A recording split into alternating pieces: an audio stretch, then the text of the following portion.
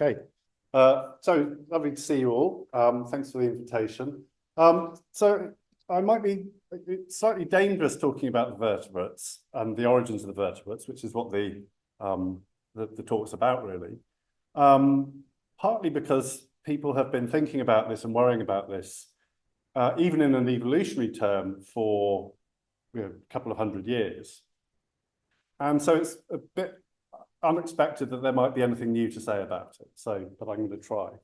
And the other reason it's a slightly dangerous topic to talk about is because most people think it was solved in the early 20th century, as I will get onto. So what I'm going to do in the talk is the first, I guess, half of the talk, I'm going to talk about morphology and embryology and a bit of history and the characters that have been used to work out where the vertebrates belong in the tree of life, in the animal tree of life. And then I'm going to talk for the second half about starting to question some of that. So the impact of molecular phylogenetics on our understanding of relationships between animal phyla and how that has changed our view of where the vertebrates fit in the animal kingdom, and what we think might be the synapomorphies that have been proposed for the group where they belong, the deuterostomes, and the sort of teetering, chipping away of the evidence for that clade. And then I'm going to talk at the end some sort of a bit more hardcore molecular stuff that we've done recently. I'll try and make it not too hardcore and keep it interesting. Okay, so as I said, it's a venerable question. So this was in 1886. This is William Bateson, who looks about 112 there, but he's only 63 or 64. I don't know. He was a bit of a drinker, apparently. His wedding was cancelled by his in-laws because he got drunk at the party to celebrate his engagement. Anyway, so I shouldn't be rude about him. Great man. But anyway, so in 1886, when he was thinking about the origins of the vertebrates, even then he was saying people have been talking about this. There's been subject of much speculation and controversy. And then he sort of corrects himself and says, well, when it's borne in mind that the question is that of the history of the human race, so where do we come from? Where are our deepest affinities within the animal kingdom? The fascination which has been found in it is not surprising. So I think we all agree that we're quite interested in where the vertebrates come from. There's another sort of sobering quote that just follows on from that one. Of late, the attempt to erase genealogical trees involving hypothetical groups has come to be the subject of some ridicule, perhaps deserved. And that was, so anyway, that's all of us condemned, all of us involved in making trees. You know, I probably don't really need to explain why we might care where the vertebrates belong, because it's the same reason we might care where anything belongs, because it tells us, well, not only about our relationships to other groups, but what our ancestors look like, what happened in the past. So which invertebrates are our closest relatives? What did, if we compare ourselves and the characteristics of the vertebrates, what do we share with our nearest invertebrate relatives? Can we find precursors of the characters that define a vertebrate, the spinal cord, the skull, the gills, the backbone, etc.? And we might ask, if we're reconstructing the ancestors of the deuterostomes, of the vertebrates, which is what we're doing when we're placing them in the animal tree of life, we can start trying to imagine what if we discovered a fossil. If we reconstruct the ancestor, we might be able to picture what the fossil looked like, and that might help us interpret some very old fossils. And when did the vertebrate common ancestor live? So I'm not going to go into great detail about what we're going to learn from the trees. I'm going to focus much more on the trees, but that's sort of the background to it. That's why we might be interested. And so a little bit of history. So this is Alexander Kowalewski, and he made an extraordinary contribution, which was very surprising at the time, which was to start looking at amongst the invertebrates, and he discovered some of our closest invertebrate relatives. Do you know how to do that? I'm too stupid. Okay. Okay. I think I might have to get that. Yeah, and maybe drag the green bar to the top. Yeah. Okay. Good, because then I can read it as well. That's good enough. Okay, so in 1866, Kowalewski, who was a great embryologist, fellow of the Linnean Society, but he was studying the embryology of different animal groups, and he came to some extraordinary discoveries. So this is a sea squirt, which was commonly thought to be a mollusk, which is fair enough. It's sort of squidgy and soft and very unfish-like and unvertebrate-like. This is the cephalocordate. This is Amphioxus, and I think the resemblance to a vertebrate is much clearer. So he discovered essentially the link between cephalochordates and the vertebrates. He found the various characteristics of a vertebrate, or shared characteristics. So a dorsal nerve cord. Most invertebrates have their nerve cord running down their belly. A stiffening rod called a notochord, which finds its counterpart in our vertebral column. Pharyngeal slits, which are homologs of the gills of fishes. They've disappeared in us now, but they're essentially a vertebrate or chordate character. And something called the endostyle, which is a structure in the pharynx of, well, it's found now in our thyroid gland, but in invertebrate chordates, it's a structure that secretes a stream of mucus that traps particles of food and then ends up going into the gut. It's their way of feeding. And so that was a great discovery. But the really weird one was when he looked at the embryology and the early larvae of the sea squirts, where he found all of these vertebrate or chordate characters in their larva. So this is the larva of the sea squirt. It's got a nerve cord, it's got pharyngeal slits, it's got an endostyle, and it's got this stiffening rod or notochord. And so I think as long ago as whenever this was, I can't remember, 1866, we knew where the vertebrates, the closest invertebrate relatives of the vertebrates, and we defined this clade called the chordates, which is really what we're going to be focusing on for the rest of the talk. Where did the chordates belong? So here are the chordates, and this is from Bateson in 1886 when he was trying to work out the closest relative of the chordates. And the three characters which unite them, the notochord, the gill slit, and the relationships of the nervous system, are limiting and exclusive and without parallel in any forms outside the chordate group. But that didn't stop him looking for them. So he wasn't aware of the endostyle. And so since 1860, and this is carried on, these aren't all crazy 19th century ideas. A lot of these go right through to the 21st century. But there are at least 12 animal phyla which have been proposed to be the closest relatives of the chordates. But what we're going to focus on is these three down here, which are the most plausible ones, and the focus of the rest of the talk. So, sorry, just going back. So we are the organisms we're talking about are the hemichordates, the echinoderms, which are going to be familiar, starfish, sea urchins, etc., and a group called the chaetogenes or the arrowworms. So another of these great 19th century embryologists, Ilya Mechnikov, who, according to Wikipedia, he's most famous for inventing probiotic yogurts, but I'm not sure that's true in this audience.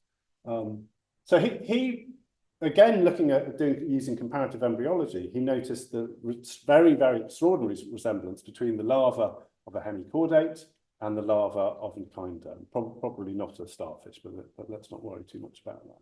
So these have really extremely, almost identical larvae, very similar, although the adults are extremely different from one another. And it seems very clear, and this is one of the best established bits of the animal kingdom, the link between the hemichordates on the one hand and the echinoderms on the other, to form a group called the Bilateria. And so I'm getting to the point where we finally find that Bateson looked in this 1866 paper, looked in the hemichordates and found, to his satisfaction, various aspects of the hemichordate, at least, that were apparent homologs of these key structures in a chordate. So he found, so this is a proper chordate, and dorsal nerve cord, notochord, pharyngeal slit, and endostyle. And he found structures which he interpreted as being homologs of those in the hemichordate. Not all of them, I think, have panned out, but certainly the most important of which, I guess, is the gill slits in the interstyle. So this is where we are at the beginning of the 20th century. We've got the chordates, and then we've got two phyla, the hemichordates and the echinoderms, the Bilateria, as their closest sister group, sharing these various different morphological or embryological characteristics.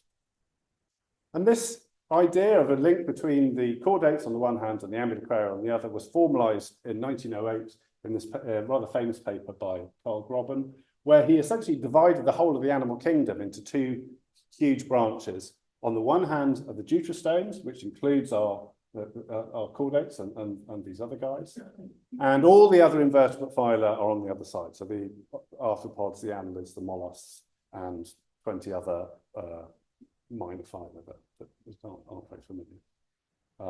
Apologies for my drawing of an earthworm or something.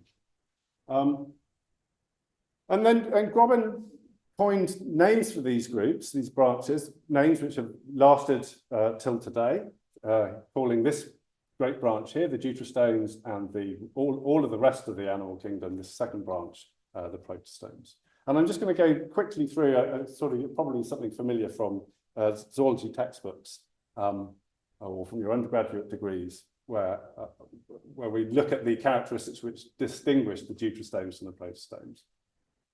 So the most important is the fate of the blastopore. So we all animals, including all of us, went through a stage in our embryology called gastrulation, where a ball of cells, there was an indentation in that cell, there was the cells moving in to form a tube, and that tube is going to be the gut. And there's an opening of that tube of cells to the outside called the blastopore, and it's the fate of the blastopore that distinguishes between the deuterostomes and the protostomes. So in the deuterostomes, this primary opening to the embryonic gut is going to form the adult anus, and the mouth is going to be a secondary opening to the gut at the other end. So deuterostome means secondary mouth.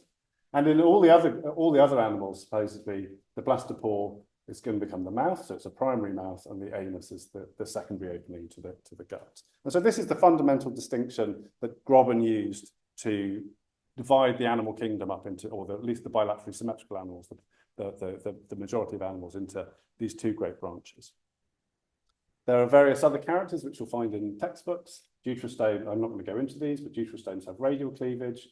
Protostomes supposedly have spiral cleavage, although I think we know nowadays that this is quite restricted within the protostomes. It's not a very good distinguishing character. Deuterostomes make their mesoderm, so the muscles and skeleton, from tissue that pouches off from. So this is the gastrula. This is the primitive gut, and this is where the mesoderm is coming from the end of the gut by outpocketing. And this is very different in the protostomes. So enterocoeli in deuterostomes and schistocoeli in the protostomes. Deuterostomes are typically have three parts to their body, so sort of a head, a middle bit, and an end bit. And you can see this in the larval hemichordate, which has got three lumps of mesoderm, essentially, or three coelomic cavities, the protocoel, a pair of mesocoels, and then a large metacoel. So a tripartite body, essentially. They have gill pores, which I mentioned earlier. So you can see these in the lamprey. These are present in the pharynx of a Amphioxus, very clearly shown here in a sort of developing hemichordate larva. And this is just to point out, this is actually an in situ hybridization showing the expression of a gene which is essentially patterning these gill slits or these gill pores, and it's the same gene that patterns the gill slits in all of the chordates. And then we've got these very weird, totally asymmetrical stem echinoderms, which were, I don't know who of you amongst you remember Dick Jeffries at the Natural History Museum, but Dick Jeffries was the great world expert on these. But these have these slits here, which have been interpreted as being gill slits that have been lost in modern echinoderms. And then finally, the endostyle. And I'm not going to go on too much about this, but this is a lovely paper by Ed Ruppert, where he's comparing essentially the pharynx of a hemichordate and the pharynx of Amphioxus, and he finds these cells which seem to be equivalent cells, making this sheet of mucus in both of those. So essentially, getting back to what this all means, we've got these four phyla, the chordates, these two ambulacrarian phyla, so the hemichordates and the echinoderms, and then according to Grobben, this fourth phylum, the arrowworms, and these are the characters that are more or less there, and they're shared by at least some of these characters that might be defining this branch of the deuterostomes. So we put that on a tree. Essentially, these are the deuterostomes, these are the protostomes, and these characters, which are there in most or all of these taxa, we would reconstruct these as being characteristics of the ancestor of all of these deuterostomes. So some apomorphies of the deuterostomes and what defines them as a clade. And so that was in 1908, and I don't know if you're aware, but zoologists are very querulous. They've been arguing about where the relationships between different animal phyla ever since they've been able to think about it. And here's sort of 12 trees going from, I think, 1940 is Libby Hyman is the first one, and this paper that summarised these, I think, goes through to the 1990 or 2000. And essentially, they're all different. All of these trees are different. They're muddled up in any way you could imagine. But on every single one of them, you can find this deuterostome group. So this is a clade which nobody has worried about for well over 100 years. Everyone just accepts it. This is where I started as a phylogeneticist. This is me just after I'd finished my Viva, and this is my first paper, where I was looking at the affinities of the chaetognathes. I was working, my PhD supervisor was Peter Holland, and Peter's very interested in the origin of the chordates and origin of the vertebrates, and so I was looking at the arrowworms to try and show that they really were closely related to the chordates. But what we showed was something completely different. Actually, reading the paper, you realised that it was 1993 and it wasn't very reliable.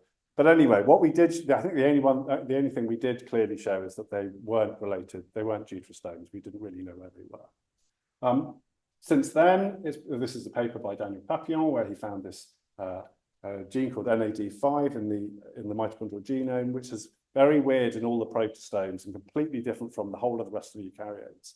And chaetognathes share this weird NAD5 gene, placing them very, very definitely within the protostomes. They are not deuterostomes, they belong within the protostomes. And then here's a recent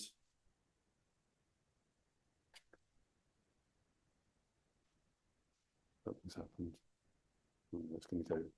Okay, a recent paper by my colleague Ferdinand Marlitas, where he's looking at lots and lots of genes, and he shows that indeed the chaetognathes, this is this group here, belong closely related to the rotifers, which you might, they both have these in jaws in their throats, a group called the Mathifera, and they're certainly protostomes, and I don't think there's any doubt about that whatsoever.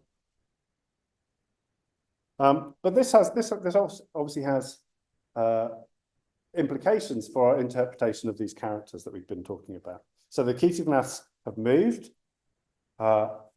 meaning that some of these characters that were thought to be deuterostomian are also present in protostomes. And well, I won't go into more on that, but there are other protostomes which share some of these characters, including deuterostomia.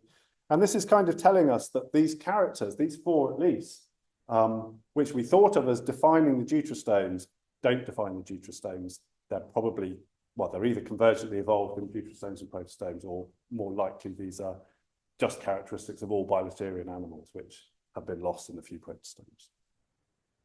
So things are changing. There's a little more doubt about the relationship, the evidence supporting the monophyly of the deuterostome branch is essentially the take-home message so far.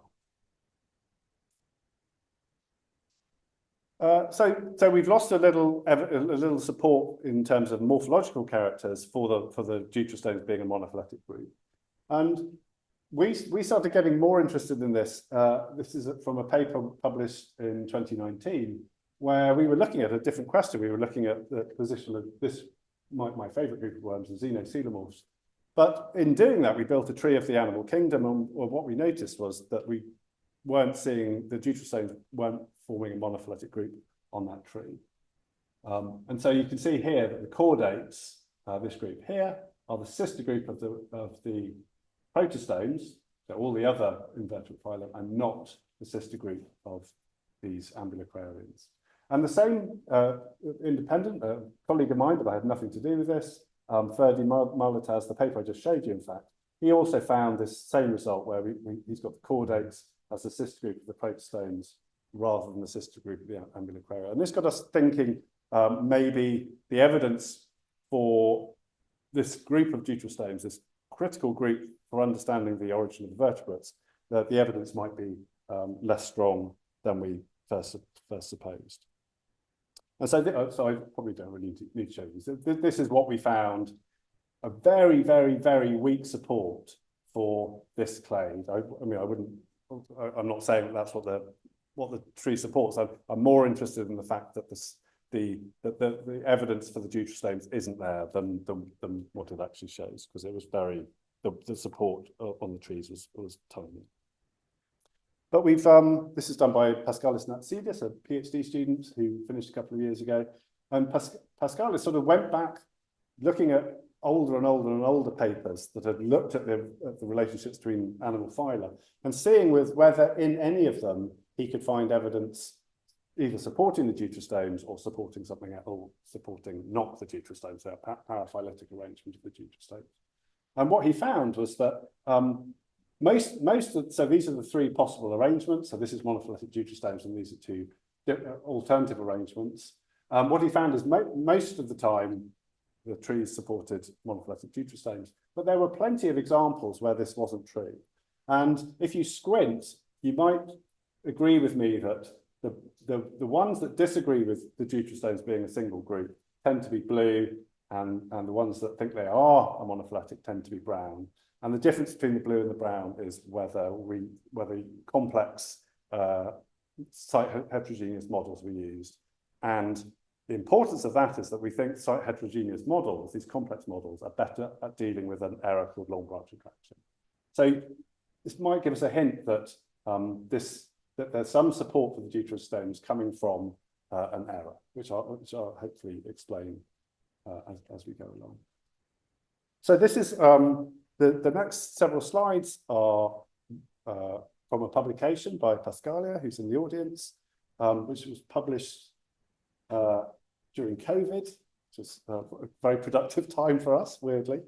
And this is a very nice paper by Pascalia. And so essentially Pascalia was asking what was going on? What was the support for the deuterostomes? Was there any evidence for long branch attraction, et cetera, et cetera? And so the first thing she did was to take these 5 data sets. One of them was ours, and then there were 4 other ones published from 2016 to 2019. And simply assumed that this tree was correct, and she measured the branch from the first of the bilaterians to the deuterostome common ancestor, and from the first of the bilaterians to the protostome common ancestor. So essentially, she's measuring the deuterostome branch, measuring the protostome branch, and comparing those. And what she found is that in all of these data sets, the protostome branch is much longer than the deuterostome branch. So it seems there's a lot less time has passed from the first of the bilaterians to the first of the deuterostomes than the equivalent on the other side of the tree. And then this is looking at lots and lots of genes, and we find that per gene, most genes have a longer protostome branch than the deuterostome branch. And the second thing we did, I think it's slightly more interesting, was to ask what the support for the deuterostome and the protostome branches was. And so what Pascalia did was simply to take the tree and measure the likelihood of the tree, and then to collapse either the protostome branch or the deuterostome branch. And having done that, ask what the support for the tree was. What was the likelihood of the tree once we've collapsed those branches? And when you collapse the protostome branch, the likelihood goes down a lot. It has a big effect on the likelihood of the tree. And that's these high red bars. But when you collapse the deuterostome branch down to a polytomy, almost nothing happens. There's very little effect on the likelihood of the tree. And we interpret this as basically saying there's not very much support for a deuterostome clade and there's a lot of support for a protostome clade. So this is kind of suggesting that it's a short branch, it's not very well supported. The next thing we did is, so that was using a fixed tree where we assumed that deuterostomes were real and just seeing how well supported they were. The next thing that Pascalia did was to actually give the data a choice between alternatives, not just enforce the deuterostome tree, but to give it a choice of other alternative topologies. And so the alternative to this is monophyletic deuterostomes. These are the two paraphyletic alternatives, either the Bilateria with the protostomes or the chordates with the protostomes. And we invented these names for them. And so we made this comparison with protostomes, which everyone believes is a real clade. And what we find is, so we plot for all of the genes, and there's about 5,000 genes, we plot the relative likelihood on this triangular graph. And we find that there's lots and lots of dots down here in the corner that is the monophyletic protostome corner, and there's very few in these other two corners. And it's probably actually easier just to see here. There's lots of genes that support monophyletic protostomes and very few that support the alternatives. And when we do the same thing for the deuterostomes, what we find is, that these grey areas are much expanded. So there's many more genes which can't actually make their mind up, which kind of goes with what I showed you before, showing there's not very much evidence supporting any of the topologies, actually. And then of the three possible topologies, the deuterostome one wins, but only just. So almost as many genes are telling us, if you ask them individually, that the alternatives are correct, as are telling us that the deuterostomes are a monophyletic group. The next thing we did was try and understand why we get any support for the deuterostomes. Why, in most of those publications that I showed you, most of those trees, all those dots, the brown and blue dots, were actually supporting monophyletic deuterostomes. And we were wondering if there was anything going on with our analyses, which were sort of preferring the deuterostomes over the other two alternative topologies. And so I probably don't really need to go much into this. This is just explaining long branch attraction. Essentially, we've got a simple tree with two long branches and two short branches. The long branches, there's a lot of changes happening. The short branches, very little's happening. And some of these changes on the long branch are convergent. So you get the same change in A and D, and you end up with this incorrect topology where the long branches are stuck together because these convergent changes appear to be synapomorphics. Hopefully that's fairly clear. The bottom line is that when you've got these unequal rates of evolution, the long branches can go together even though they don't belong together.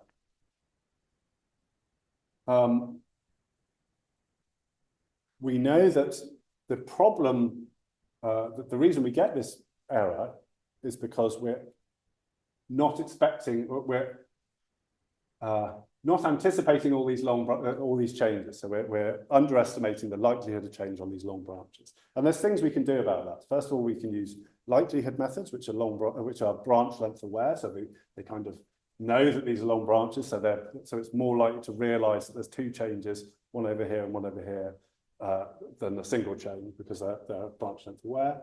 And then we can use more complex models which are able to accommodate these problems as well, which I won't go into. So we've got this problem of long branch attraction. We've got various things we can do about it, or we can say, well, we can try this and try that and see what the difference is. And that might give us a clue that actually there is something going on here. The other point I need to make is that long branch attraction isn't always between two branches coming together. It's very often seen as one long branch within the clade we're interested in being dragged down towards the bottom of the tree, like so. And this kind of explains the problem with the deuterostomes, because the deuterostomes they're not long branch, so why is it long branch attraction? And the answer is that we think the protostomes, the other branch on the tree, is the long branch one. Let's say the protostomes are related to the chordates. I don't know why I've got a flatfish here, but anyway. I think I must have been hungry when I made this slide, with the lobster as well. So if the protostomes actually belong there with the chordates, but are being attracted to the outgroup by long branch attraction, then they end up at the bottom of the tree, and we end up supporting the deuterostomes. So hopefully that's clear. So there's a little bits of evidence that support this idea. First of all, we were essentially, so these five different color bars representing 5 different data sets. And the two bars on the left, don't even know how to describe these colors, pinky and yellowy, those data sets support paraphyletic deuterostomes. And the other 3, the blue, the brown, and the black, support monophyletic deuterostomes. And what you can see, hopefully, is that the long branches, the branches are much longer in the 3 that support monophyletic deuterostomes. So what we're saying is with data sets that have extra long branches leading to the protostomes and the outgroups, we get support for deuterostomes. And when we don't have those long branches, we're getting support for the alternative topologies. I'm just going to skip this, but it's kind of making the same point in terms of when we use more complex models, we get lower support for the deuterostomes. And when we use these simple models, which we know are more susceptible to long branch attraction problems, we get strong support for the deuterostomes. So there's all these bits of evidence that are supporting this idea that the deuterostome clade, the monophyly of that group, is getting some support from this systematic error of long branch attraction. And then I don't have time to talk about all the stuff that Anna's done, but I'm going to talk very briefly about some work that Anna's done, sort of following up on Pascalio's paper. And this is looking at a new data set we built, about 300 animal genomes, almost 200 genes. And what we've done is, I think one of the most interesting things that Anna's done is to start looking at what happens when you change the taxonomic makeup of your data set. So typically, most phylogenetic publications gather a load of data, do lots of analyses, but the set of species always stays the same. And Anna's actually using what we call species jackknifing to mix these up and actually see whether we get a consistent result. And it gives quite interesting results. But the most important thing we've done is to divide the protostomes, this pink block, into species which are fast evolving in both the Lophotrochozoa and the Ecdysozoa. So fast evolving protostomes and slow evolving protostomes. And then we've got fast evolving outgroups and slow evolving outgroups. And so we're able to make lots of different data sets and ask whether the fast ones or the slow ones, which tree that they each support. And what we're doing here, so this is again our little triangle. The red ones are monophyletic deuterostomes, and the green and the blue are the other alternatives. And what we can see is that Anna's essentially counting the number of sites in our alignment of 70-odd thousand that prefer the red tree or the blue tree or the green tree. And what we can see is with the fast evolving taxa, we get lots of sites preferring the red tree, the monophyletic deuterostomes, and far fewer supporting the others. But when she uses the data sets with the slow evolving taxa, it's a complete mix-up. And it's actually interesting here to notice that if we had picked this data set, number 3, we would have got one answer. We would have got very convincing support for deuterostomes. But if we'd taken a slightly different subset of species, this one, I don't know what this is, number 8, perhaps, we would have got a completely different answer. And I think it's really interesting. This is very rarely done, that people actually mix up their species and see what everyone mixes up their jackknives or bootstraps the sites, but people very rarely jackknife their species. And we'd have got very different results if we hadn't done this. And then the second thing Anna's done is to compare the simple site homogeneous models, the ones that we expect to be more prone to long branch attraction artifacts, and compared that to these more sophisticated models, which we think are less likely to give us artifacts. And what we find is that, so in the previous slide, you'll see that there are about over 30,000 sites preferred the red one. And even with the long branch taxa in there, that's gone down to about 25,000, whereas these ones have barely moved. So the number of sites supporting deuterostomes has gone down a lot when we use better models. And then when we use the slow evolving taxa, it's almost as if we can't distinguish between the three topologies at all. So just to sum that up, what we can see is that the support for the deuterostomes is inconsistent across multiple data sets, and that's published data sets. Sometimes you see it, sometimes you don't. We've shown, I think, very convincingly that the branch leading to the deuterostomes is extremely short and poorly supported. And we've also given some evidence, I think, that the deuterostome clade, which might well exist, is getting a lot of support from an error. So it might exist, but the errors in the data are making it look much more plausible than it really is. So I think if we correct those, so we think it's short, but if we correct those errors, it's getting even shorter, and maybe it doesn't exist at all. I'm agnostic. There are other little bits of evidence for this very weak support for the deuterostomes, and this is rather circumstantial. It's not very sophisticated analyses, but this is a paper from Bastian Fromm and colleagues in bioRxiv at the moment. This is looking at microRNAs in different groups of microRNA. It doesn't really matter what a microRNA is. Just imagine it's a character that evolves throughout the animals. And what we can find is if you count the different microRNAs, or you essentially plot where they belong across the animal tree, you can find there's sort of 30 of them which are found in all the bilaterians and nowhere else. There's 12 of them which belong in all the protostomes, but nowhere else. But there's only one which seems to define the deuterostomes. So that's kind of, I mean, it's a bit of a just so story, but kind of evidence, I guess. And then this is some work we did. Again, this is in Pascalia's paper, looking at some genes which have been proposed in a paper in 2015 by Oleg Simikov in an analysis of the first hemichordate genome. He was essentially, Oleg went looking for genes which was unique to the deuterostome. So genes found in hemichordates and genes and also in chordates, but nowhere else. And he came up with about an impressive number of about 31 genes. But a few years later, when there were lots of better data from different taxa, we went looking again. And what we found was that a lot of these genes, now that we had better data from annelids and mollusks, etc., we could actually find these supposedly deuterostome-specific genes in various protostomes. And there were also a whole load of these genes, which with better data, we could find in jellyfish and sea anemones and ctenophores and things. And so these weren't unique to deuterostomes either. These weren't synapomorphies of the deuterostome clade either. There was one which we couldn't actually find in the chordates. It seems to be a hemichordate specific clade, one weird one.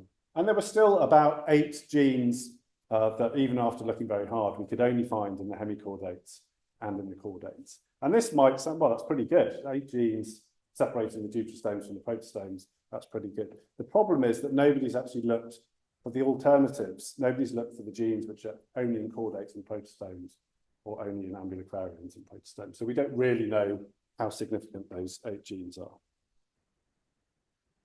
So I think essentially what I hope I've persuaded you is that although we can't rule out the deuterostomes as a clade, it's certainly weakened, and this is changing our view of the characteristics of the animal kingdom.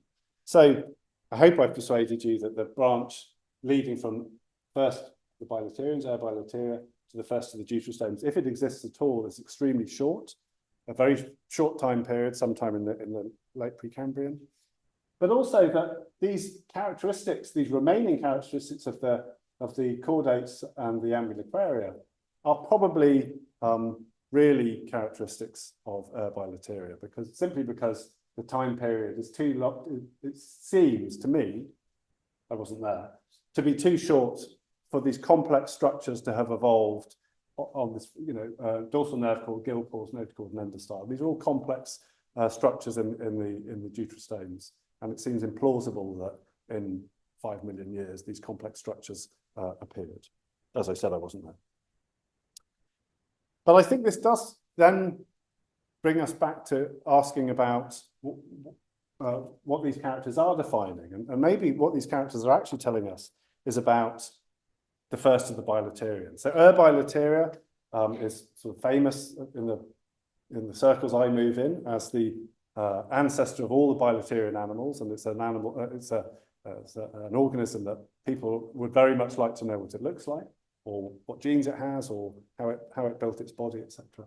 And I guess I'm arguing that there's lots of papers. These are all 3 very recent papers which are comparing hemichordates, so an Bilateria with the chordates, to try and work out what the first of the deuterostomes looked like. Because we're interested in where the vertebrates came from, essentially. So what did the ancestral deuterostome look like? Because that's the animal that gave rise to the vertebrates. And what I'd argue is that what we're really doing in these studies is pretty much, for all intents and purposes, we're reconstructing Bilateria, not the first of the deuterostomes. So the characteristics which I think are I'm most confident are homologous and interesting in the hemichordates and the hemichordates and the chordates are these 2 structures, the endostyle and the gill pores. And these are actually related in some sense because they're both involved in the way the animal feeds. So the gill pores are there so they can take in lots of sludge and water, etc. Use the gill pores to get rid of the water and then keep all the sludge. And the endostyle is to pick up the particles in the sludge and pass it into the gut. And this is, I'd like to think, telling us something not about the first of the deuterostomes, but about the first of the bilaterians, so Bilateria, and telling us that this is probably an animal that was a filter feeder. The other thing these supposedly deuterostome synapomorphies have been used for, at least the gill slits, which are visible on the outside of the animal, is to try and decide what various Cambrian fossils, where they belong. And essentially anything with something on its head that look like paws are reconstructed as having gill slits and are then put into the deuterostome branch or the chordate branch. And I think if these characteristics, especially if gill slits turn out to be a bilaterian character rather than a deuterostome or a chordate character, that's very interesting for our interpretation of these fossils, because they could be stem bilaterians, they could be stem protostomes, they could be stem deuterostomes. So I'm going to stop there. Great thanks to Pascalia and Anna, who are both in the audience, for doing most of the work I've described, and also to Pascalis, who has done a runner, and it's very hard to get hold of as we try and write up some of his work, and to the people who are funding me. And then I'm just going to put that up as an advert so you can all rush to buy it. It's available for pre-order on Amazon. Okay, thank you very much.